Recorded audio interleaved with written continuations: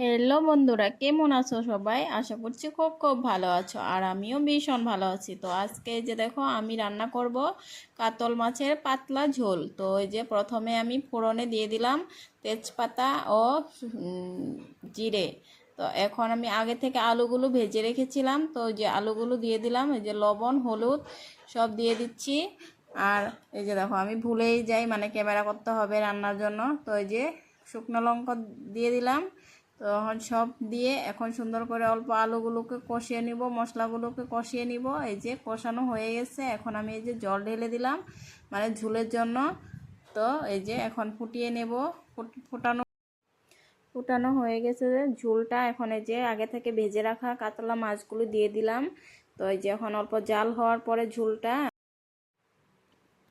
তো যে এখন আগে থেকে ভেজে রাখা জিরে ধনে বাটাগুলো এখন দিয়ে দিচ্ছি। মানে এটা ভেজে রেখেছিলাম, তো তারপরে শিলনোড়াতে বেটে রেখেছি। তো এই যে দিয়ে দিলাম। এখন এখানে এলাচ বাটা দিয়ে মানে নামিয়ে নিব। তো কেমন হয়েছে আমার রান্নাটা তোমরা অবশ্যই কমেন্টে জানিও। যদি ভালো লাগে লাইক কমেন্ট শেয়ার করে দিও। Tata, bye bye.